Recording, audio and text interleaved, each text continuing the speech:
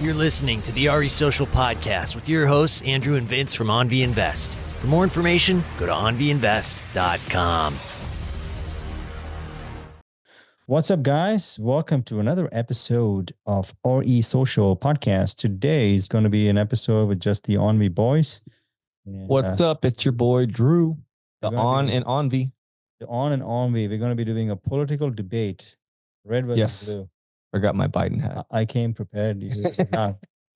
You already win. Yes, I already win. So, yeah, today's topic is how we pulled $1 million out of a city that everybody made fun of. Literally, everybody was like, "What?" Like you mentioned this town, people are like laughing in our face. Yeah, that's crazy. Yeah. We just now, if we're talking capital gains of about $975K. So I don't have the numbers of the repairs and stuff. Even if you said we spent like 200 grand in repairs, we still made about 800K. Yeah. Pretty good. And that's including all the partners too. So I could talk about the last deal we did there. So it's like off the top of my head. So we had this property, 713 Iris, Bakersfield. We had it with our boy Stevie. We owned it 50-50. We bought it for 190. So we put, I don't know, 20K. We did a refinance, got the money out. And then we just sold it for 390. So about 200K of capital gains. So, after all the closing costs and stuff, about 160K was pulled out. So that was 160K in profits. And so we took that money and we moved it to Tennessee. So, Steve's in that deal. You and I are in that deal. And also Trash Panda, the one and only Trash Panda. He's famous. He's famous, dude. He owns studios now with us. So, this is an interesting thing. I told him like we should get him on here to talk about it. We should. Yeah, we'll get him next time. But, he's just a regular American guy. He works at a restaurant in Newport Beach. He owns 20% of $1 million portfolio with us, actually. He plays video games all day. In fact, is playing video games right now, eating popcorn, living his best life in $1 million house. He's the real winner. Pays $1,600 in rent. I literally am like, "Hey Vince, can I just trade places with Ryan?" And I'm like half joking. He's just like stress-free, chilling. Anyways, but yeah, that's awesome. But that was the whole story. So we went full circle with that, So, Steve put in 20K and now he owns an 80K position, which bought him a 40% equity in a property that's worth about $470,000. Call it $500,000. Call it $500,000, 40% of that. He's the owner. He's going to get the tax benefits from it, all of that. And the total money in it. Pop quiz. How much money does he have in it, Drew? He started with 20K. $4. $0. Yeah, $0 in it because we did a cash out refinance and gave him back his money a couple of years back. Free deals. So, yeah. We did that with our other buddy, JK as well. JK for, what was that property called? Was it a street? That was 2736 Security. I got it right here. Yeah. I feel like we should maybe go through a little bit of the journey, day one to kind of how it all actually came to be. So if you guys have been listening to us for any amount of time, you already know there's like the infamous Quincy incident, as they now call it. Yeah. Title of my debut album. And that was interesting because we'd done all this reading, had all these meetings about, really doing it for real. Because it's one thing to talk about doing something huge and out of your comfort zone. That's another thing to find a guy who's like even crazier than you are and then pushes you to actually do it. And that was Vince for me. And I'm glad we did. So that first deal was Quincy. I actually pushed him. He fell down. I fell on the ground. And I took all the cash out of my safe and put it in the bank account. Yes, you're hearing right. I've come a long way. And I remember even that day, the bank, some manager comes out of the back and he's like, "Sir, can I help you with an account? We want to open up a thing." I forgot what it was, because I was just some idiot like in a t-shirt. Like they just like 20K, right? Yeah, it was cash. Just walking up. I did the opposite of rob a bank. I just gave them money. Here, we want some money, guys. Yeah, I don't know if you know, but we couldn't use that money on that deal. I know, We had to right? use You it have to for season repairs. it. Yeah. But it went to something. So yeah. we bought Quincy, Triplex, inherited terrible tenants, made a lot of mistakes on vendors, not doing enough due diligence. I learned how to paint. I learned how to build a fence. I learned how to hire vendors. We fired one because he stole a toilet. Mhm. That was the right story. He just took the money. Just took the we money. gave, It was supposed to be for toilets. Yeah. Um, Not a big deal. anyways, but yeah, so that was Quincy, and we ended up we bought my memories. Belmont? Was it Belmont, dude? No, the second one was it was Warren. 407 Warren Avenue. Yeah. So we bought Warren. After that, not much better, but in my Same. opinion, the Section area, 8, they paid. yeah, it was a hair better. It was a duplex, and that was one Section 8 tenant, super hoarder. Like I remember walking and being like, "Oh man, I hope we never have to get these people out of here." It's like some things you just can't wash. So there was that, and then They always paid on time. They always paid on time. I mean, Because there was Uncle government checks. Sam, say what you will, Yeah. Uncle Sam pays his bills. And then we had the empty. Laugh. What do you want about that deal? That's the money I used to buy Paul Reno. Yeah, Yeah. from Yeah. oh man, Yeah, and then Vivek. you guys saw Warren. If you just walked it, Yeah. it had that like really creepy basement in the back. You remember that, right? Yeah. And it was like handrails on it. this handrail that like barely was on there. It was like this super steep, narrow staircase, like definitely not up to any kind of code in 2020, whatever it was. Yeah. Yeah, man. And I remember we had to, redo carpet. There's all kinds of drama. There's There's a swamp cooler. It was not worth our time, right now. It was definitely Right. worth our time back then. So let's talk numbers. Let's talk about why we got into Bakersfield. Sure. Why we started doing these properties. Well, the reason we got into Bakersfield is, guys, because we live in Orange County, Southern California, one of the most prime locations in the world, if you ask me. It's very expensive where we live, so we did not have enough capitals to afford to buy here. So the only place that we could buy where I was running numbers was Bakersfield, which is about 3 hours from here. Yeah. Roughly about 200 or so miles north of here, more, inland on the way to Fresno. So we started buying there, which was more affordable for us, so that's where we could start. So we started there and it was drivable for us. So in the beginning, we would just go there on the weekends and repair the properties ourselves, It was manageable for us because we only had the first couple of years, we only had 2, and then the pandemic hit. And then I said, okay, let's buy everything. Everybody's like, everyone's like grabbing their money and like holding it like Scrooge McDuck. I'm selling everything I have to buy houses. Yeah. Yeah. We went right into the quote, the biggest fire of our lifetime. Yeah. I wanted to talk about a little bit about that. Yeah. So, one of the things is, we do in the company is Drew does a lot of the management style. So he's very involved with property management and stuff. I do a little bit asset stuff, asset management, but I'm very interested and curious about market cycles and macroeconomics and world politics and stuff like that. Right. So I try to understand that better. So at that point, I don't remember if you remember, but we had a meeting saying, hey, bro, it's a pandemic and we are in escrow to buy something. And you were like, I don't know what's going on right now. Right. So then, I was like saying like, hey, listen, right now it looks crazy, but the government is, printing a lot of money. We usually how these works is when they print fiat currencies like that, real asset values like gold, silver, and real estate, buildings, bricks, those things go up in value. So we could just, see how that goes. And then, but I'm going to bet it's going to go up by a lot. And it did. It went up by about 50% in like 2 years or 3 years.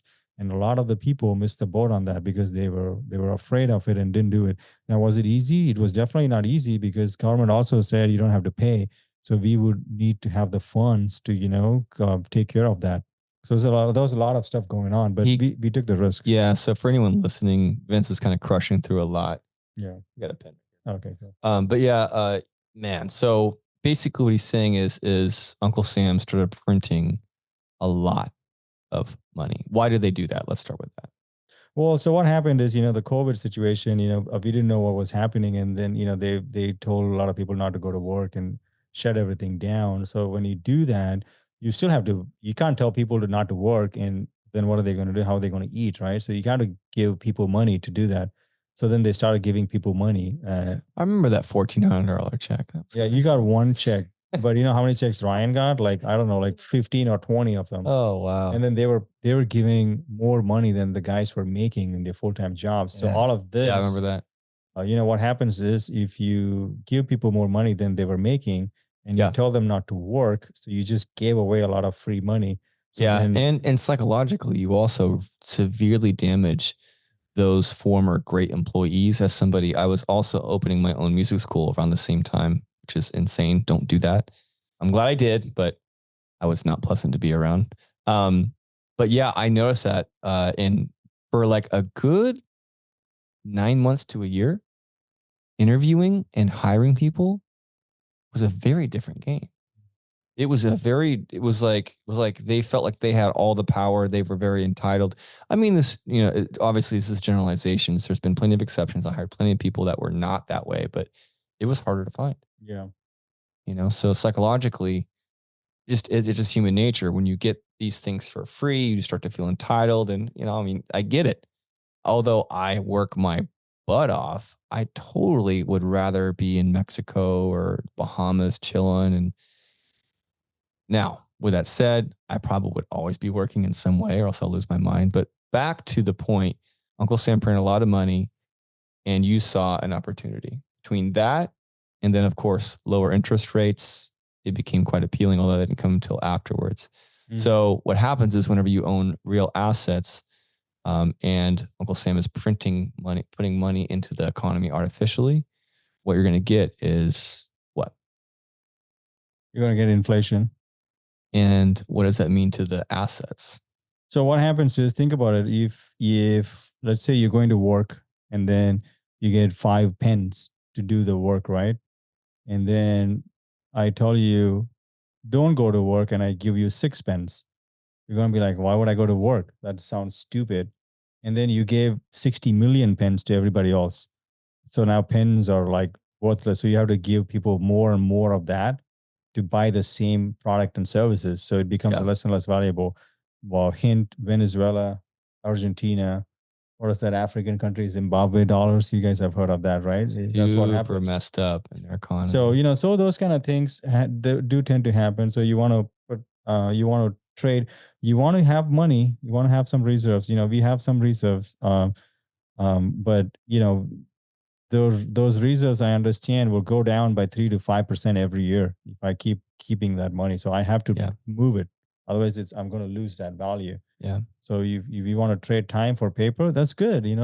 Today is worth what it is, but if you keep that paper for 5 years, it's not going to be worth. So you want to trade that up to hidden tax. That is inflation. Yeah. So we bought a bunch of real estate, which is, it definitely shot up artificially for sure for a little while because of all that. And so after Warren, what did we buy? I feel like that was Belmont or Highland. Was it Belmont? It was Belmont. Yeah, Belmont was It was 2 duplexes side by side. We bought one by ourselves. Yeah. And by the time we were running out of money after the first 3 properties. So then we started partnering with people on the 4th property. Yeah. So basically a fourplex. It was like all in that same lot. Kind of nicer properties though. The floor, I remember getting in there and the floor like was wavy. Remember that? It was like tiles that were cracked and just a wavy floorboard. Carpet was kind of not great. Door needed to be replaced. It was okay. So we were continuing to go crazy. We were just buying in Bakersfield because that's the place we knew. We set up a team and all that. And I think it was about 20. This is the part I really started liking our story. This was till now is kind of cool, whatever. We're buying stuff by ourselves and whatever. And then, we hit up Mom and then we said, hey, we want to buy a house with you, or duplex. And that time I didn't want to buy something with Mom in Bakersfield because at some point, if she does move there, I don't want to drive like fucking 3 hours. 6 hours to see her. Like, no, then I will lose Jeff Trump, So we bought it in Fontana. So that's when we started deciding to go for a nicer area. So we're coming closer to Orange County. So Inland Empire, if you guys are from here, it's only about an hour or so from where we are. It's a very easy drive. We could go and come back in an hour if you use the tolls. All right, hour each way. So anyway, so we started buying in Inland Empire, and then the next we bought it in Valeria Drive, with Stevie. So Stevie's the guy we bought an Iris with, and then he also owns half of. But we're kind of skipping some chapters. I do want to keep it more towards like the Bakersfield thing. Sure. So, and just to kind of give the audience a play-by-play and some like fun details. Let's see, Belmont. We had property management. By the way, it took us 3 tries to get decent property management, and they still were never decent. Yeah, they'd be like on their ass all the time. Yeah, that was a lot of fun. Yeah, I totally skipped there because the way we were able to buy these assets was with Bakersfield money. Oh, got it. Yeah. Okay. So, well, can you clarify for the audience what that means? Yeah. So, like how we said that, in the beginning that we live in Orange County, right? So when we said we live in Orange County, we were renting in Orange County because, that's where all the fun is, closer to the beach, but we couldn't afford anything. So we started buying in Bakersfield. But eventually, we realized, okay, more appreciation and stuff is closer to the water. So we wanted to buy something close by. So as we were still raising capital, we did buy some in Inland Empire, but we had a lot of our portfolio in Bakersfield. So then we talked about it and said, at what point, how many homes do we want to have and not live in our own home, right? Yeah. So then, that's the point we decide, okay, let's sell some assets and buy some in Orange County. But that was the money from Bakersfield. So how do you want to... Yeah, I see. So you're kind of thinking more like in the full cycle deals is where you're because I got it. If you made $1 million and bought a boat, not a good story. Hey, wait a minute. Hold on. Yeah. What kind of boat? Yeah. So that is how we both ended up buying our nice homes, was because we started in Bakersfield, a town that everybody made fun of. And I remember having the housewarming at my house, which I loved that house. And people walked in. It was recently remodeled, so it looks good. And somebody walked up to me and was like, congratulations on this home, like your first home or whatever it was. And I know that I had already told them about what I was doing. I think people didn't take it seriously. I don't know. Like maybe they forgot. People are busy. They got their own lives. I don't know. Sure. But I'm like, thank you. But it's like my 20th home or something. If you're counting units. Yeah. But thank you. Like either way, yes, this is a huge deal for me, and it's my property, which is amazing. But I was trying to, without going into too much detail, like, dude, you remember how I was telling you, like, I'm trying to get involved in Bakersfield, and if you want to kind of come out and help out and be a part of this journey, like, and I think they just didn't. I don't maybe know if they thought I was even serious. But a lot of people do talk, and especially running around in networking events for real estate, there's a lot of talk and very little walk. And anyone who's doing big things know that is a huge issue and something I'm really good at screening out now. But I used to be terrible. Man, which one did we buy though? We got King Street. So we back into Bakersfield. Sorry. Yeah, that's cool. But people won't know all the places. But one of the places that we had was a property in Highland, and the money from that we used to buy the one in Placentia. We still own that one today. Yeah, so that's the one we used. So long story short is what he's trying to get at. Like, we started in Bakersfield, and everybody's like, Bakersfield. And I'm sorry for anyone listening who lives in Bakersfield. I think it's beautiful. It's interesting because we didn't know it was actually a pretty cool city in a lot of parts until like our manager became our friend. Shout out to Chelsea, and we ended up going to the other side of town. Like, this is like super nice, like lots of really cool little restaurants, cafes, and anyway, it looked a lot like Orange County. Remember so that? We did not buy there. So we definitely did not buy there because we couldn't afford even. Couldn't afford it there, or it didn't cash flow on paper. Cash flow, yeah. So maybe that's a good segue to should people buy for cash flow or appreciation? So that's the interesting question. Yeah, that's a fun one. We can kind of get into that because that was a big part of Bakersfield. So part of the mistake that was made in the initial few deals was when you buy in, not amazing areas, let's just say that, and houses that maybe have been neglected by a former landlord, you're inheriting a lot more problems than you know. We have a couple coaching clients, and one of them we gave him some tough love. You were like, hey, man. You were like, I think you said the word Bakersfield. We were like, Bakersfield.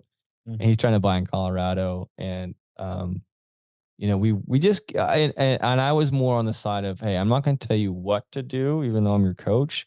I want you to make that decision like a therapist is my kind of approach. Have you thought about investing in real estate and taking advantage of all of those benefits without any of the work? That is something that OnV Invest not only provides, but has been providing since its inception.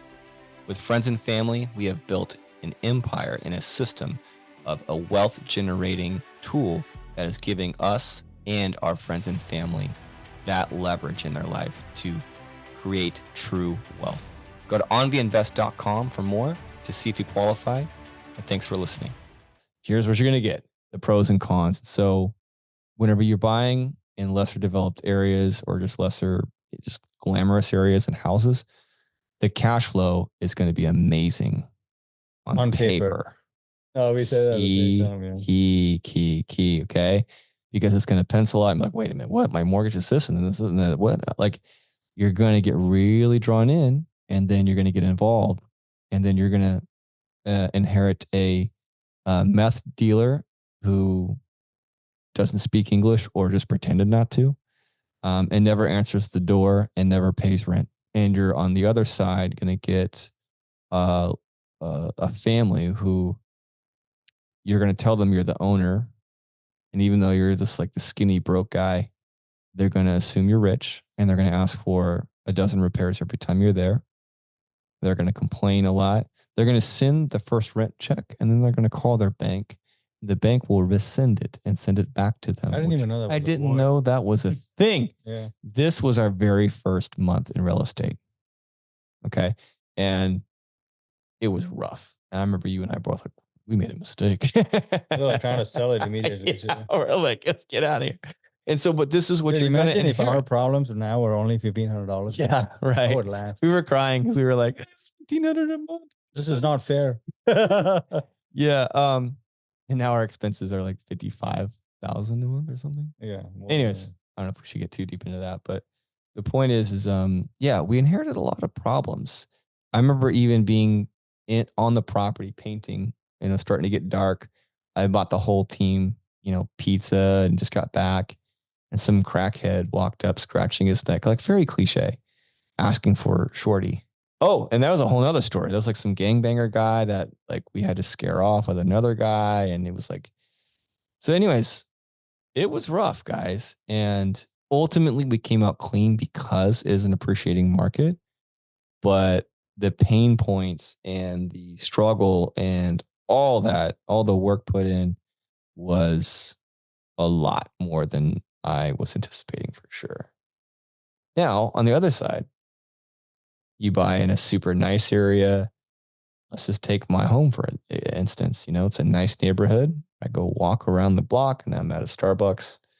It's remodeled. Nice little, front and backyard. It's, night and day. The type. So we've got somebody who lives upstairs. And I mean, just the type of people you attract. Like it's just so much different. It's one of our best performing Airbnbs and best performing assets for sure in terms of appreciation and everything. And it's because of the area and because of the remodeled home. But how much does it cost a month? Oh, it's expensive. Yeah, it's very expensive. And that's where the cash flow conversation comes up. Mm-hmm. So that one actually will cash flow. Yeah, well, yeah. So, but I think my thing is if you guys are just like listening to this and you're trying to get your first or second deal and you're trying to debate, well, should I do the cash flow play?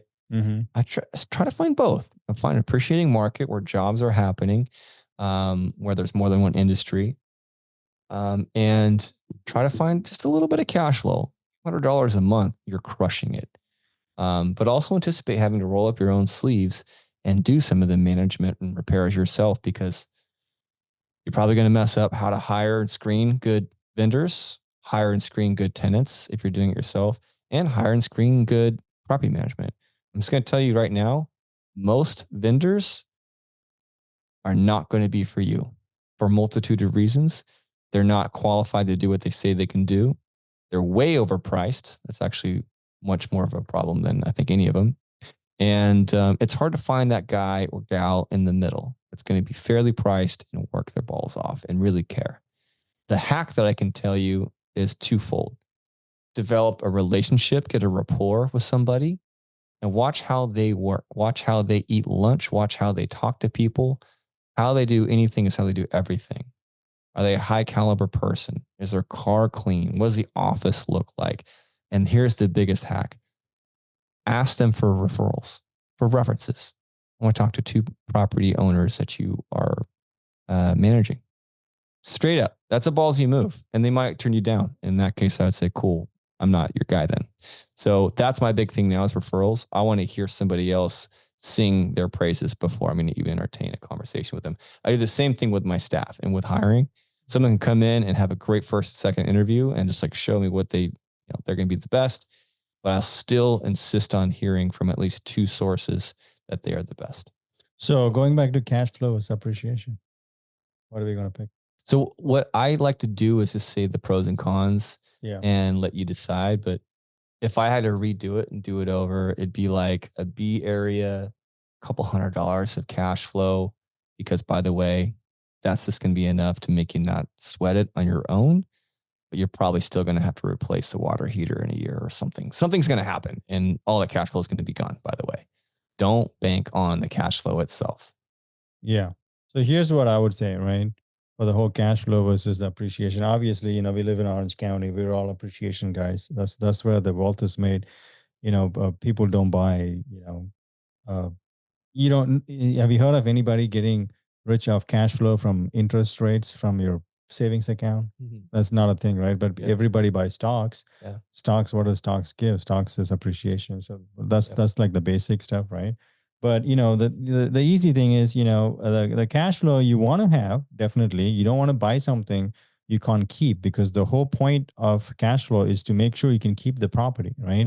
Not for the cash flow itself. Not for the cash flow itself. It's a huge distinction. Now, if you're like trying to get out of your, $20 or you're making 20K a year job, you need just a few properties to cash flow, to get out of your job. That's a different game. But the game that Drew and I are playing, it's going to be very hard it's almost impossible to replace my career income I make from being an engineer for decades with buying 2 duplexes in Bakersfield. That's not a thing for me.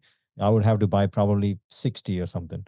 But the point I'm making is, if you bought 2 houses, one in Orange County and one in Bakersfield, and the roof went out and I have to replace it, the contractor is not going to be like, oh, your roof is in Bakersfield. Oh, I'll just give you a 70% discount. No, it's the same freaking roof. So you just lost all of the cash flow you made for the last 5 years, right? At least in Orange County, you're going to get bailed out because the property value keeps going up. So that's the big ticket item. So if you buy in places, it's pretty non-appreciating and you just go for the cash flow, that should be a red flag for you. You should find out, like, why is this place giving me so much cash flow? It's because nobody else wants to invest there. That means there is some problem. So you got to, know all those things. We had what was it, Grace or something? She was saying that, she buys in those little small towns. Remember the engineer girl? But the population is like going down. That's a dangerous game. Not in. See, what it is you don't have a fail safe at that point. And for me, it might appear that I take really big risks, but I'm pretty calculated. I almost always have plan A, B, and C. And the plan C, at least for me in real estate, is appreciation. Yeah. I mean, we have a pretty, what was he going to say? Because I think it's just, Oh, that's your plan C? That's my plan A plus for plan C, baby. Yeah. I mean, obviously it's like, there's really no other reason. Oh, you mean like what, cash flow? It's like family legacy for anything. But so for me, I'm hoping to have it cash flow. I'm hoping to have it be almost passive. And then, oh, by the way, the appreciation's nice as well. Because if everything else is, I mean, you have like a, guitar business. It's possible you could sell it for a profit if you open more, locations, and that business has enough clients. You could sell it for a 2, 3, 4x multiple, which could net you 7 figures pretty easily if you worked on it. There is no chance I can flip my job and make $1 million. That's not a thing, right? So because all the patents are owned by companies. So that's a different game for you. Yeah, man, that was tough. That was a tough year, bro. Because we would have these conversations. It'd always be like, all right, so this real estate thing, this book I read on real estate. And then I'd be like, yeah, but so here's what I'm thinking numbers wise. I remember we had like multiple dinners. I'm like, it's like napkin math. It's like, yeah, but this is before to you be my opened it. profit margin, like before I even got any kind of school. Cause I'm scared, you guys. Like I'm so like risk averse, believe it or not. But Yeah. I knew I wanted something more, and I wanted what you guys all want. Everybody wants the same thing. I didn't know it until I was in Mexico. I was like on my 4th week there. People started to get it. They started to realize, oh, Andrew's doing it. He's doing what I want to do. I started getting calls from friends, and I got a couple coaching clients because I had achieved what they wanted. And I'm not quite at the point where I want to be. I like to have, mostly passive income with the family legacy real estate happening almost 99% passively, and being able to call up my mom and take her to Italy like tomorrow. When I hit that point, you guys, I'm a pretty happy guy. Yeah, we have a couple of guys in our group, JK and Prashant, who are able to travel and work remotely too. And I'm there now. Yeah. I am there now. That I should be grateful for. I can travel pretty infinitely. But the point is I was only able to get there because I started. So first of all, I really had it in my heart that I wanted it. And I wasn't willing to settle because I lost a brother in a car wreck when I was 17. He had just turned 16, getting a little dark on it. 20 years ago, almost to the day, actually. And so that taught me a huge lesson, because when you're 17, you're like, I'm invincible. Like I'm here for a long time. I'm here forever. And then I realized that could have been me. In fact, he invited me to go with him. So yeah, point is I'm not saying this to depress all of you or to do anything, but just tell you that's where my head was, is I knew that life is finite and I wanted to enjoy it as much as possible. And instead of talking about it, I was going to do something about it. And I got very lucky, and I opened a music school around the same time we bought our first or second deal. And I didn't tell you this, but maybe I have. But when we took that huge plunge and bought the first triplex, that level of confidence that I had was my risk tolerance, and my level of confidence is way higher. I don't know why. So I remember very clearly, we bought the triplex in July of 2018. Mm-hmm. I think you opened your school in December or January. It's February officially, but I think you're right. Yeah. Yep. So very shortly after, I was like, well, I took the craziest risk, like all my money, and I'm okay, and it was that feeling. It's the same thing with like approaching a cute girl. It's like super hard for us guys. Like, nah, really cute girl is way worse. But approaching a girl is a very difficult thing as a man. Unless you're just a sociopath. and so you always kind of have to just deal with that fear. I learned that there's no solution for it. You just have to do it. The craziest thing is if you do it one time and you're like, even if she's like, rude or just tells you to go away or ignores you, that's like the worst case scenario. And your brain sees that and it's like, huh, all right, wait a minute. I'm still alive. It was the same thing when we got the triplex. Even though we'd made all these mistakes and I was sweating it gave me the confidence. I was like, I'm just going to do this. Let's try it. And my expenses doubled overnight and I went for it. But again, I'm so risk averse that I knew I could pay for it myself just on my income. That's how crazy I am. Because I could have done it a long time before. But I'm glad I did it, because now I have that freedom. I have semi-passive income there, and it's something I love. And now I've got the family legacy money coming from the real estate, you guys. And now I'm able to travel. We're going to be in Spain. We're going to be in Greece. I'll probably stay around. I think I'm going to pop into Italy, maybe London, and stay a little bit longer and travel for about a month. And I don't say all that to brag. I say that because I made a huge choice and I really meant it. And granted, I had a lot of emotional leverage. When you have a brother pass, it's like you really the perspective was clear. And so it was completely validated when I really started traveling. Like Thailand was a big one. This Mexico trip was a big one. And it made me even more motivated. I came back more fired up and rested, recharged, re-energized, and more excited, because I'm like, yep, this is exactly what I want to do. Just go see the world, be in a new place, be on a beach, etc. And so the work has to be done. Everyone talks about passive income. That was one of the biggest reasons why we decided to hit Bakersfield. It was our only way in the game. Grant, you could argue maybe we would have started in Georgia or something, but now you got to deal with out of state. And that's No, I didn't want to do scary, that man. Like, you know how many times we drove up to Bakersfield, you and I, like waking up at 5 a.m., going over the grapevine, just like tired and like slamming Red Bulls or whatever. You know, I liked it, dude. It was fun. Yeah, it was fun. Yeah. And that was something else that was cool is like, it definitely is. You guys, I want you to know something. Vince and I are super close. I'm going to see you literally almost every day this week, by the way. Like I saw you yesterday, the day before, and we almost always talk business. Yeah. You know, that whole work-life balance thing. Just do you guys. Like just I think the whole somebody. Work-life balance is if you don't like your work. That's what I'm saying. So like, and you know what's cool is like the real estate stuff is not the sexy fun stuff as much as like the music school, but because I work with people I like, it makes it fun. It's the people that keep me there. And we only partner and like, you know, yeah, people and stuff. We only partner with people like that we know. So what if I'm a listener listening and I'm like, dude, this is just garbage. I don't want to do all this crap you're doing. What do I do? Do I have to give you money? Yeah. So passive income, I finally realized it. I mean, and again, I'm not quite even 40, but I've really saw a lot of the different options. And I really think that one of the easiest ways to truly have passive income is to already have a good income and some savings, and then to test it out with, say, a syndication or a company that's going to do real estate and send you a quarterly, like, here's this, you know, an idea of what's going on, how things are working out, and the overall plan if it's going to plan. And they just send you a regular monthly payment. That's it.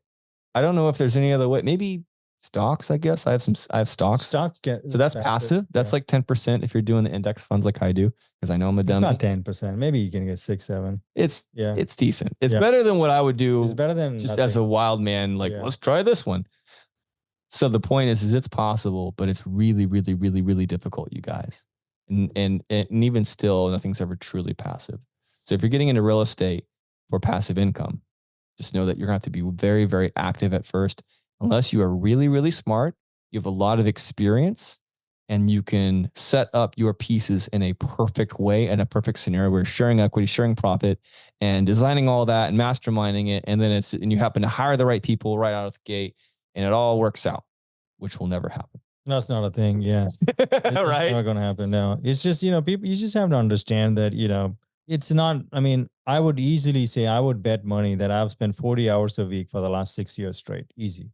Like, just, that's not passive at all. And I have a 40-hour-a-week job.